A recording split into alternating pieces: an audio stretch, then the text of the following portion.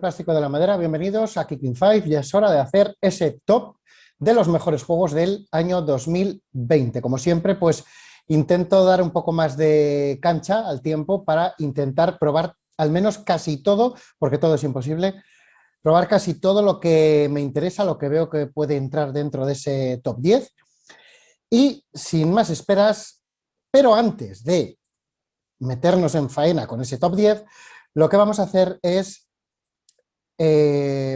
primero hablar de algunos juegos que merecen ser nombrados, que no están en ese top, por varias razones, porque no puede caber todo, pero bueno, antes de nada, tened en cuenta que esto, por supuesto, es un top completamente subjetivo y depende del momento del año en que lo hagamos, vamos a poner un juego más arriba, otro juego más abajo. A mí es el año que más me ha costado ya no hacer el top 10 en sí mismo, sino ponerles el orden a cada uno de ellos. Es decir, tomároslo como los 10 mejores juegos del año con un orden que le he dado, como podría haber sido cualquier otro, ¿vale? Y dicho eso, empezamos por el Isla de Gatos, de nuestro amigo Frank West. Recordad que este es el creador de City of Kings, otro juegazo, y que este juego salió en un principio en Kickstarter, aunque ponga ahí 2019, llegó en el 2020, a principios del 2020, y para mí es un juego que tiene cosas muy buenas. Quizá no es un juego top, a lo mejor nunca estará entre los 50 primeros de la BGG, pero me resulta uno de los mejores familiares que he jugado sin duda alguna. De hecho, tiene versión familiar y versión normal. La versión familiar es muy, muy familiar. Yo creo que directamente podemos jugar a la normal. Y una de las cosas también que me llama poderosamente la atención de este juego es el solitario que tiene. Tiene un solitario que es alucinante, buenísimo, genial. Me parece una obra de arte, o sea, súper sencillo de llevar, pero súper competitivo a la vez. Es decir, no sé si lo habéis probado, pero el solitario es de lo mejor que yo he visto en muchísimo, muchísimo tiempo. Y si os gustan los juegos familiares, si os gustan los juegos donde tenemos que jugar en plan tipo Tetris, tenemos nuestro barco, tenemos que salvar a los gatos, tenemos que optimizar cómo colocamos las diferentes piezas en base a diferentes colores, a diferentes mini patrones, etcétera, etcétera, del juego, obtendremos puntos de victoria. Tenéis una partida en el canal en solitario para que veáis que este juego, a mí por lo menos, es uno de mis preferidos del 2020, que no va a entrar en ese top 10, podría entrar tranquilamente, pero bueno, en cuanto a mi gusto podría entrar, pero creo que hay mejores juegos en este 2010 que este, que podría ser el 11 tranquilamente. Dicho esto, ¿qué más juegos tenemos que tener en cuenta? Pues, por ejemplo, tenemos que tener en cuenta también la nueva edición del Kanban de los vehículos eléctricos, que es uno de mis 3 lacerdas preferidos. Un lavado de cara a cargo de Ian O'Toole, que como podéis ver siempre tiene su registro sobrio, muy reconocible en cuanto al diseño de los juegos de mesa. Y bueno, creo que es, para mí junto con Lisboa y con On Mars, creo que son los 3 mejores juegos de la cerda, así que lavado de cara, un giro a alguna regla, el solitario también creo que está mejorado y bueno, como digo, uno de los top 3 que a no ser una nueva edición, o sea, perdón, a no ser un nuevo juego, sino una reedición, tampoco lo vamos a meter en el top 10, pero bueno, juegazo donde los haya, este Kanban. Seguimos, otros 2 juegos que tengo comprados y no jugados, como sería, en primer lugar, el Tidal Blades, que este juego no lo he jugado, tengo referencias, lo tengo comprado, tengo referencias de que el juego, bueno, tiene una nota bastante aceptable, tiene un 7,9. A lo mejor el juego no es un top top, pero sí que he oído que el solitario está bastante bien, bastante bien. Es un juego que, como veis, pues entra por los ojos muchísimo, pero muchísimo. De hecho, no sé ni cómo metí en el Kickstarter, lo he comprado ahora de segundas y todavía no lo he jugado, pero el juego podéis ver que es un juego que entra muchísimo por los ojos. Y bueno, sobre todo mencionarlo de cara al solitario más que nada, aunque por la nota que hemos visto, un 7,9 para nada es una nota mala. Otro de los que me gustaría mencionar, que está comprado pero todavía no ha llegado, y que acabamos de saber que lo va a sacar Maldito Games en su versión española, es este Beyond the Sun. Un juego que es, básicamente es un ejercicio de desarrollo de tecnologías, un juego que a lo mejor no tenía mucho bombo al principio de Essen, del Essen Digital, pero que a mí me resultó llamativo, creo que es bastante chulo, colocación de trabajadores, bastante pequeñita por otro lado, pero se basa yo creo prácticamente en desbloqueo de tecnologías, donde vamos a, también tiene un mapa chiquitito, no sé si lo encontraré por aquí, tiene un pequeño mapa por el cual nos vamos a ir moviendo y haciendo más cositas, creo que es este de aquí, colocaremos los dados, etcétera, etcétera. Bueno, tenéis en el canal un pequeño apunte como un avance, tenéis una preview también si lo queréis ver, de este juego que, como digo, tiene muy, muy buena pinta, se le ha cogido maldito, maldito no se suele equivocar tampoco en este tipo de juegos. Y ahora voy a decir dos juegos que sí que son de esos juegos que se me han escapado, que los debería de haber pillado y por lo que sea se me han escapado. Uno es el Warp's Edge, que es un juego de la editorial Renegade Games, aquí lo tenéis, y es un juego único y exclusivo para solitario. ¿Vale? Este se me ha escapado, pero tengo muchísimas ganas porque es jodido, jodido de pelotas de conseguirlo, no lo encuentro en ningún lado, y es un juego, pues bueno, de la editorial Renegade Games, que como sabréis, y no os lo digo yo, nos tiene acostumbrado a muy buenos juegos en solitario. Ya os adelanto que debido a la pandemia, lógicamente, hemos jugado muchísimo en solitario, y en ese top 10 que vamos a hacer va a haber muchísimo peso en el solitario. Aparte que de por sí yo siempre le doy un peso en los juegos a la hora de elegirlos, pues este año más que nunca vamos a darle mayor peso si cabe todavía. Y otro juego también de los que al final no entré, hay tanto juego en el que hay que entrar y al final no entramos, es el Altar Quest, que sí que tengo muchas referencias de que es un juego muy, muy, muy chulo de los hermanos Sadler, también sale un Kickstarter, y bueno, pues vuelve, creo, si mal no recuerdo, vuelve a utilizar el Modern Card Driven, o sea, su sistema de cartas ya, que es un sello muy reconocible de estos hermanos, ¿no? Que los hacen en todos sus juegos, en el Brook City, en, bueno, pues todos estos juegos que tienen el Steel Master, etcétera, etcétera. Y bueno, pues esto es Altar Quest, un Dungeon Crawler, si mal no recuerdo, sí, modular Dungeon Crawler, que también se me escapó, lo tengo que probar, no sé si algún día lo compraré, pero bueno, dicho todo esto, vamos a entrar con el top 10. Y empezamos con el número 10.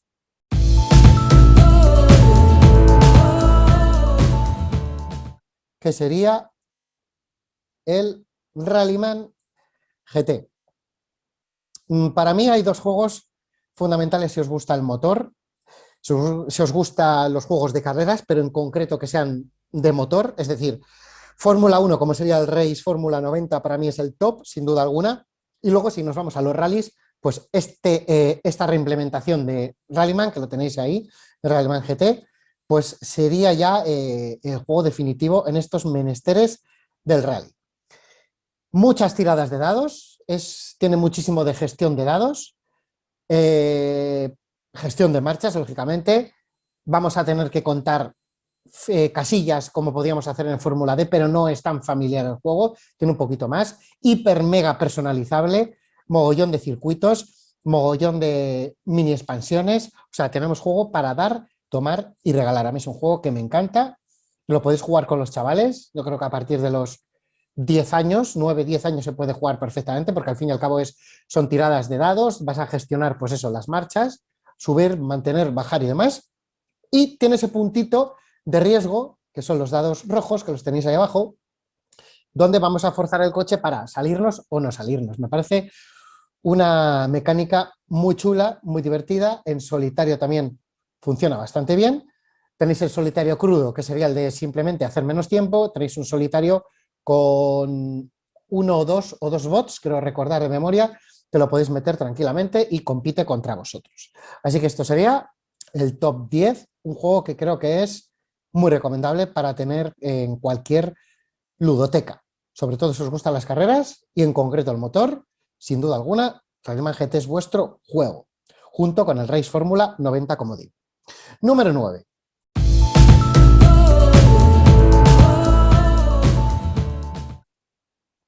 Número 9 para uno de esos juegos tan odiados por unos, queridos por otros, como es el Tekhenu. El Tekhenu que salió también por Maldito Games, de la mano de Maldito Games en español, de nuestro amigo Daniele Tascini y David Turchi, el solitario. Y bueno, parece que este juego, más que otros de Daniele Tascini, como que le costó más entrar a la gente. ¿Por qué? Pues porque es un juego que no tienes nada claro los comienzos de partida. Muchas veces no te deja hacer lo que tú quieres o lo que pretendes hacer. Es decir, el juego te limita mucho las jugadas, te limita mucho la estrategia a, a medio plazo, ¿no? A medio largo plazo. Largo todavía, pero a medio plazo, como no te cuadren los dados, como no te cuadre la jugada, como estés último en turno, etcétera, etcétera, pues es un juego difícil de digerir. ¿Qué pasa? Pues que con el paso de las partidas, al final empiezas a verle los pliegos, las estrategias, lo que hay que hacer, lo que no, y te empieza a gustar poquito a poco. Entonces, a lo mejor de la segunda, tercera partida es cuando este juego lo empiezas a saborear más. Que a lo mejor no es el mejor de Tascini, pues a lo mejor no, pero el juego es de un nivel entre, yo diría un notable alto. Yo le pondría un notable alto a este juego. Tenemos la coña del obelisco, que molesta casi más que otra cosa, la puedes utilizar tranquilamente como sustituto del Satisfyer, pero poco más que decir del pirulo que han puesto ahí, porque vamos, no hay por dónde cogerlo. Temáticamente, pues es lo que tiene y ya está. Bueno, vamos con el 8, que sería la primera sorpresa.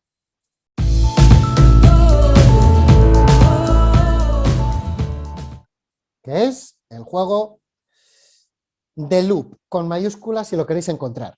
The Loop es un juego completamente cooperativo que se puede jugar, tiene una modalidad en solitario, una modalidad concreta, con una mecánica concreta que difiere un poco, pero sí que cambia, aunque es muy poquito en teoría, luego la práctica cambia. Para mí un sorpresón brutal, es un juego de esos rellenar pedidos que lo coges pues para rellenar pedidos, porque has cogido otro de gran envergadura y tienes que coger uno, bueno, te fijas en la nota, tiene muy poco rating, 118 todavía, y a mí es un juego que me ha gustado muchísimo, es un cooperativo muy bueno. No os dejéis engañar por los colores completamente chillones, horteras y revientaojos. Y bueno, como digo, es un juego muy, muy, muy, muy cooperativo. ¿Por qué digo muy cooperativo? Porque es de ese tipo de juegos apagafuegos donde vas a tener que cooperar muy mucho y bien para poder superarlo. Creo recordar que tiene 4 niveles de dificultad y el fácil ya es relativamente jodidillo de superarlo. Y pues bueno, como digo, no os dejéis engañar por la apariencia. Tenemos, hay una reseña en el canal, por cierto, tenemos una mini torre de cubitos donde vamos a tirarlo, que es esta central, vamos a tirar los cubitos, tenemos ese factor suerte, ese factor de incertidumbre, me la juego por aquí, me la juego por allá, y como digo, si queréis ampliar, en el canal tenéis la reseña completa. A mí es un juego que me ha gustado mucho porque me parece que está a la altura de los mejores juegos cooperativos de este tipo. Ahí tenéis las misiones que van rodeando todo lo que es el tablero de juego y que tenemos que ir cumpliendo para vencer al Doctor Fu. Así que un juego súper mega recomendable que creo que no lo conoce mucha gente. Aquí se ve mejor en esta foto, la torrecita, mini torre para tirar los cubitos. Componentes, como digo, madera gigantescos, como muy horterillas, muy, pues eso, muy llamativos y tal, pero bueno, van un poquito también acorde con la mecánica, o sea, perdón, con el tema estrambótico de lo que es el Doctor Fu, que tenemos que vencerle y demás, ¿no? Y esto es lo que ofrece así, a muy grosso modo, The Loop, que sería el número 8, sorpresón, sin duda alguna para mí, completamente desconocido, un juego que ya os digo que lo recomiendo muchísimo. Pasamos al 7.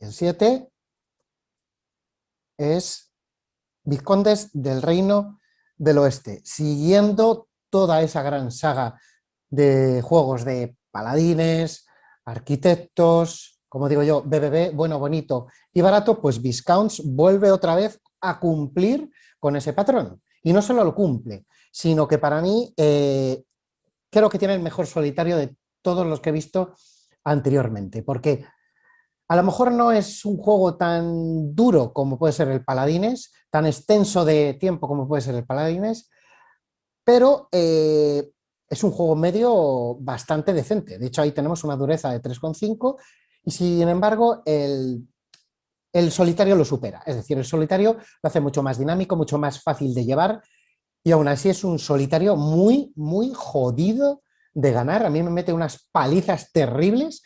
O sea, de hecho creo que hay alguno de los, como de roles que tenéis en los bots, que uno se especializa en una cosa u otra, pues creo que hay alguno que es todavía más revienta puntos que otro. O sea, que a lo mejor incluso te dobla la puntuación y te revienta por todos los orificios de tu cuerpo.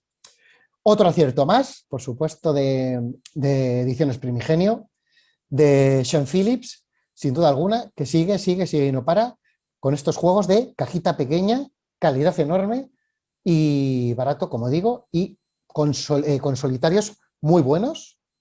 Yo creo que quitando el Arquitectos, que es el que me parece un poco tal, que no he probado con expansiones, que me han dicho que la expansión le mete un poco más de dureza y a lo mejor para mí lo arregla, no es que estuviera mal, pero es que para mi gusto Arquitectos me parecía un poco soso.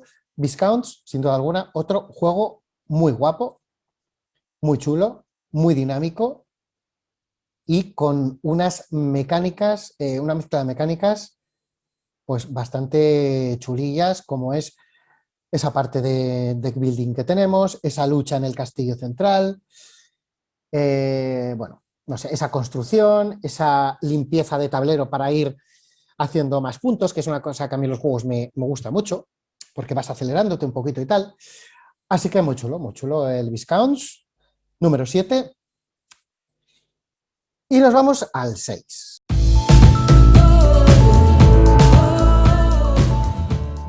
Vamos al 6. Y llegamos al Alma Mater. Un juego que quizá por la época, en septiembre, inicios de septiembre, cuando salió, a lo mejor no hizo tanto ruido como otros juegos que son similares, pero el ruido que hizo lo hizo muy alto. ¿Por qué? Porque Alma Mater, sin descubrir absolutamente nada nuevo, es un juego de colocación de trabajadores con esa mecánica que ya hemos visto también en un montón de juegos, como es la de superar con un trabajador más si quiero ir a una zona que ya esté ocupada. Pues bueno, realmente, como digo, no descubre nada nuevo, pero lo que tiene son pues mecánicas que funcionan como un auténtico reloj suizo. Funcionan muy, muy, muy bien. Luego tenemos todas las habilidades, tenemos los diferentes objetivos y entonces ahí es donde entramos con el elemento conveo, que es lo que yo creo que más mola de este juego. Como digo, es un juego que a lo mejor no hizo tanto ruido como otros durante todo el año, como puede ser el Tekkenu, que hizo mucho más ruido y a lo mejor luego nos despistó un poco más, pero sin embargo Alma Mater creo que toda la gente que lo ha jugado lo tienen muy, muy alta estima y como digo, es un diseño muy limpio, un juego relativamente fácil de jugar, pero nada fácil de dominar, muy bonito en mesa, tampoco es caro. Y otra cosa que no se me olvide es que tenía un apaño para 2 jugadores, pero el apaño que tiene es muy bueno.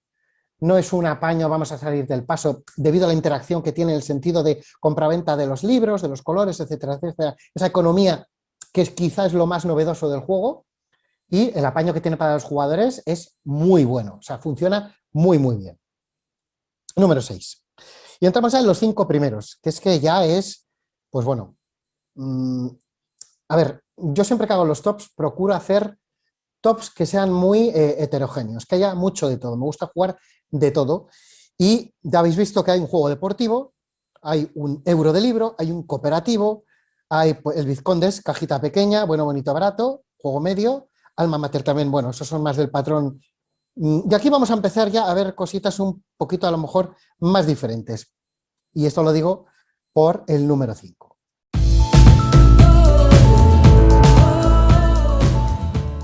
Que el número 5 es el Day Night Z. Juego español que aunque pone 2019, vino en el 2020 con un poquito de retraso, tuvo problemas, etcétera, etcétera. Ahí tenéis todos los artistas. La editorial es Creating Games.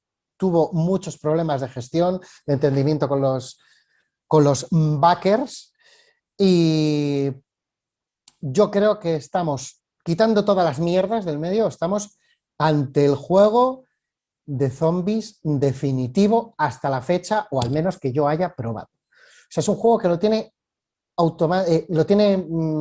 todo, o sea, tiene absolutamente todo lo que le podáis pedir. Tiene campaña. No es una campaña que sea extremadamente larga ni corta, es decir, pues una campaña en aproximadamente unas 6 horas de juego. Tiene ese elemento de base, o sea, ese elemento de donde tenemos como una especie de, si lo diré, de campamento, donde vamos a tener que mejorar las diferentes localizaciones, incluso cuidarnos de los ataques de los zombies, vamos a tener que gestionar eso fuera del juego, es decir, tenemos otro juego, aparte del mismo juego en sí mismo, que como digo es muy divertido, muchísimas cosas que pasan dentro del mismo mapa, que sí veis que es el mismo mapa, pero dentro de ese mapa vamos a poder ir metiendo las diferentes cartas en estas zonas, que es lo que le da la vida, le da ese saborcillo a juego de zombies, a juego de campaña, a juego imprevisible, donde vamos a encontrar las diferentes misiones que tenemos que realizar. Aquí tenéis el mapa y muchísimas sorpresas.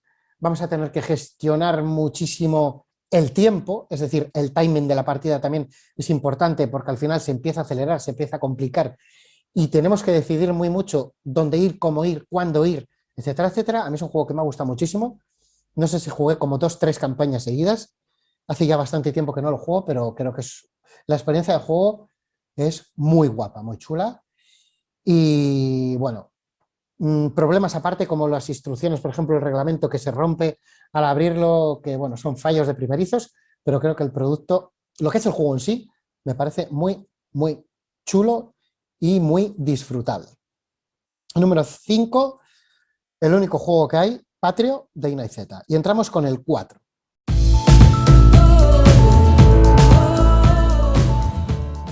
A ver si soy capaz de escribirlo. Vale, aquí me sale. Número 4. Otro de los Kickstarter que no entré, pero luego cogí de segundas. Y este sí que me ha sorprendido, pero fijaros en las notas que tienen, porque un 8,5 con 1400 ratings no es moco de pavo. Dwellings of Eldervale.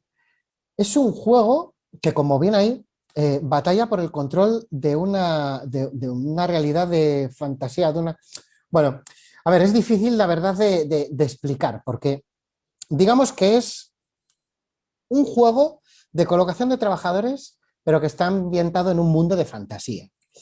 Yo creo que sería algo así. Pero el juego realmente no es muy temático que digamos, ¿vale? Como podéis ver ahí, viene con insertos de estos de los trays, creo que se llaman, o algo así, que son una auténtica pasada. O sea, la calidad de todo lo que tiene este juego es maravillosa. Viene con miniaturas, viene con madera. Si tenéis la edición de coleccionista, creo que era, o la de deluxe, hiper deluxe, creo que es la superior a la deluxe, todavía viene con más cosas, más chulas, personalizables y demás. Este juego me ha sorprendido sobre todo por el solitario, que es brutal. Para ser un juego de colocación de trabajadores, que tiene una pequeña vuelta de tuerca a colocación de trabajadores, porque también tiene en cuenta las adyacencias, es decir, no es una colocación libre, sino que dependiendo de donde coloquemos nuestro primer queco, eso es el criterio fundamental de dónde podemos colocar los siguientes adyacente a él. Fijaros, aquí se ve bien esta foto, las miniaturas, los insertos de plástico chulísimos. Y bueno, a mí, como digo, me ha gustado muchísimo el solitario. Tiene varias mecánicas, tiene set collection, tiene mecánica de colocación de trabajadores, tiene aquí una especie de tracks donde tenemos que competir con los demás para llegar el primero, y al final de la partida esos tracks definen una multiplicación con las cartas que hemos ido consiguiendo en la gestión de recursos del juego. Es decir, muchas mecánicas otras mezcladas, que tampoco es que descubra nada nuevo, pero todo entremezclado muy, muy, muy, muy bien. O sea, a mí es un juego que me ha maravillado, y fijaros cómo entra por los ojos, porque jugar con esto es bastante chulo. Las minis, bueno, pues son más que nada pues para hacer una presencia visual, pero tampoco es que sean necesarias ni muchísimo menos. Sí que a lo mejor tiene pues digamos el rollito de que son los grandes monstruos, ¿no? No tiene nada que ver con lo demás que hay por ahí, entonces destacan muchísimo porque nos pueden jorobar bastante, pero bueno, nada más. Un juego que, como os digo, si tenéis la oportunidad de probarlo, sobre todo en solitario, es muy, muy chulo. Y entramos en el top 3 ya, uno de los últimos en llegar, que se ha metido en el número 3.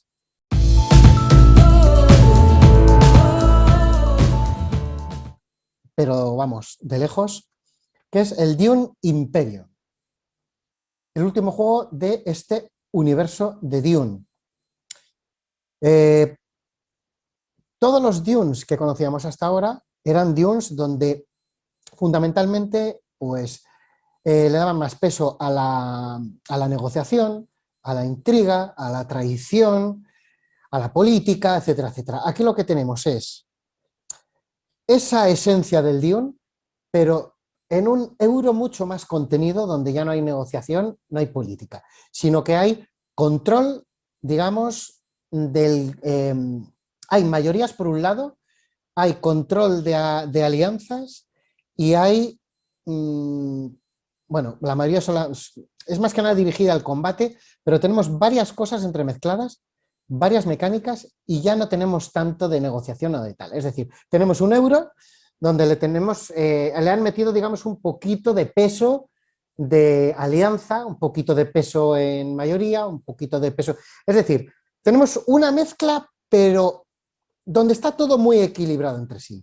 Por un lado, vamos a tener, así encuentro una foto buena para que lo veáis. Por un lado, vamos a tener deck building, pero es un deck building contenido. ¿Por qué? Porque no podemos hacer lo que queramos. En ese deck building tenemos un elemento donde nos contiene el juego. Es decir, es un juego que a mí me gusta mucho por la contención que ofrece, que nunca puedes hacer lo que quieres.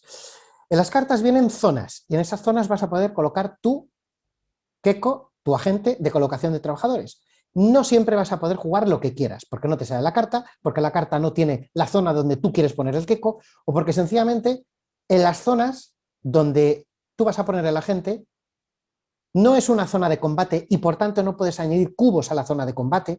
Es decir, tienes que medir todo muchísimo y cuándo hacerlo, porque no vas a hacer siempre lo que quieras. Mayoría de combate, a meter cubitos. No, no puedes hacerlo si no puedes, si no tienes las cartas adecuadas. Quiero hacer esto para ganar mucho dinero, para ganar mucha especia, tal. Pues si no tienes las cartas tampoco puedes hacerlo. Quiero hacer una estrategia de no sé qué, no sé cuántas. Pues como no te salga en el mercado de cartas, a lo mejor justo esa estrategia que quieres hacer. Así que es un juego que nos va mandando a nosotros y nosotros tenemos que ir haciéndonos al juego. Y por eso me gusta tanto, tanto, tanto este Dune Imperium, tanto para meterse, llegar de los últimos y meterse en el top 3. Alianzas, mayorías, deck building, colocación de trabajadores y todo en su justa medida para no volvernos locos. Siempre jugamos en un rango de 1, 2 puntos en el que vamos a poder tirar hacia arriba o hacia abajo, quitarle a uno, quitarle a otro. Siempre existe esa competitividad, perdón, porque realmente ganar el juego o terminar la partida son 10 puntos, pero no pegamos vaivenes de 5 o 6, no. Vas a luchar por uno, vas a luchar por dos, en la última ronda de la partida puedes hacer a lo mejor uno más, uno menos, entonces es muy tenso, muy emocionante. A mí me parece un auténtico juegazo y sin duda alguna el mejor de Dune.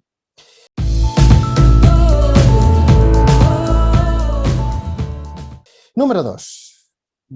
Número 2, sin duda alguna, para el Praga Caput Regni, o como demonios se diga. ¿Por qué? Pues porque Vladimir Suki ya, pues después de Underwater Cities, creo que son sus dos mejores juegos, pero por encima de los demás. Quitamos Pulsar, que era un buen juego, pero creo que Underwater Cities y Praga Caput Regni son los dos mejores sin duda. Ya estoy esperando el tercero a ver cuál es. Estamos ante un juego que para mí es el mejor euro medio del año, sin duda alguna. En modo solitario pelado, podéis bajar el bot de las 5 cartas y mejora, pero creo que es un juego en el que siempre tienes que estar pendiente de mogollón de cosas, en el que por mucho que vigiles a los demás o busques la jugada, la mejor jugada, siempre se te puede pasar algo, siempre a lo mejor hay otra mejor, siempre juegas las partidas de manera diferente, en una te vas a una cosa, en otra te vas a otra, depende de con cuántos jugadores, también os digo, no lo veo a 4 jugadores, mira, de hecho ahí mejor 3. Yo no lo jugaría jamás a 4, como muchísimo 3, y casi casi me inclinaría a 2. Si habéis jugado todos, mejor a 3, ¿vale? Pero si sois nuevos, yo creo que mejor a 2. Y es un juego que me parece muy, muy, muy, muy, muy chulo. Un rollo 3 dimensiones, innecesario. Muy bonito de ver en mesa, ¿vale? Chachi, pero lo veo completamente innecesario. De hecho, tienes problemas luego para guardarlo en la caja. Pero bueno, tiene ese aroma euromoderno mm, de losetas, de su mecánica de cojo losetas, pero ese rollito de te potencio con puntos. Aquí te subo el dinero para poder comprar esta loseta a la otra. Eh, la adyacencia, la mejora de acciones, la construcción, la lucha por tracks, los multiplicadores, o sea, tienen mogollón de cosas y cada partida puede ser completamente diferente, incluso aunque intentes jugarla igual. O sea, me parece el mejor euromedio del año, pero sin duda alguna. Sin duda alguna. Y llegamos al número 1.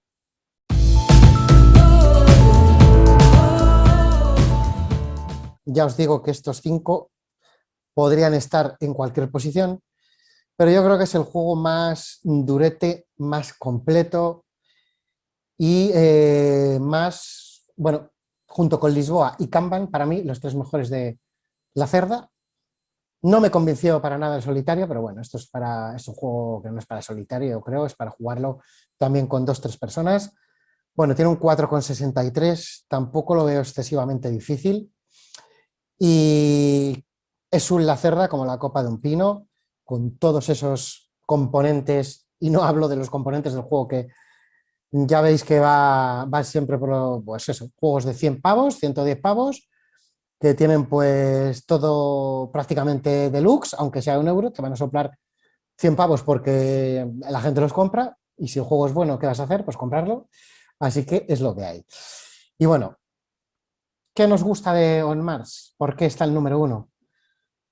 Como digo, este tablerito, el típico tablerito donde tenemos que sacar cosas, hacer cosas, nos vuelve loco qué hacemos, tenemos tracks en los que avanzamos, tenemos mejoras, tenemos mogollón de cosas que hacer, tenemos un mercado de cartas, tenemos el terreno de Marte donde nos tenemos que pegar con la gente para optimizar la construcción de los diferentes elementos del juego, etcétera, etcétera, etcétera. Tenemos ese rollito de mapeado, de pick and deliver, bueno, pick and deliver, de moverme con el bot, con el, ¿cómo se llamaba? Si lo diré, con el rover por todo Marte, para ir ganando más puntos, etcétera, etcétera. Es un juego que para los amantes de la cerda lo tiene absolutamente todo. Ese apunte temático que le da al juego si estamos a un lado o a otro, donde aquí podemos hacer esto, aquí podemos hacer lo otro, podemos viajar, podemos pagar naves, etcétera, etcétera. Pues bueno, esas complicaciones que se monta en la cabeza la cerda y al final te saca un juego de este calibre que creo, a mí me gusta la dureza, como sabéis, y creo que este es pues, el juego, el eurazo más duro que hay. Y esto sería el número 1. Para mí, yo recomendaría de los 10 absolutamente todos, sin duda alguna, incluida el Isla de Gatos, también por supuesto, Accessit total. Y esto fue el top del 2020. Siempre lo hago tarde porque quiero jugar juegos que no consigo jugar, porque ya sabéis que al final del año se empieza a acumular todo y hay juegos que se nos escapan. Y para hacer un top con algo de criterio, pues hay que jugar al menos lo que sospeches que va a estar entre lo más potable en cuanto a calidad, ¿no? Mira, para mí, pues en principio este sería el 1. Ya os digo que a lo mejor me lo decís en otro momento y os digo que el Dayna y Z. Y en otro a lo mejor es el Praga. Y en otro... Juegos muy buenos. Cada vez, o sea, cada año me cuesta más, Dios y ayuda, hacer el top 10 y más todavía ordenarlos. Así que bueno, espero que os haya gustado. Y como siempre os digo, si os suscribís, mejor, porque muchos no estáis suscritos, siempre ayuda. Y si le dais al like, mejor. Si tenéis alguna duda o algo de cualquier juego, me lo decís, me lo escribís y me lo preguntáis. La mayoría de los juegos tenéis algún tipo de reseña o tutorial en el canal. Si no está, probablemente lo haré, como es el caso del Dwellings of Eldervale. Tengo que hacer la reseña, seguro. Y en un futuro pues haré la de Beyond the Sun, porque lo tengo comprado, como os digo. Y cuando consiga, por ejemplo, los que no tengo, pues también. ¿Vale? Nos vemos en el siguiente vídeo Kicking Five. Un saludo. Chao.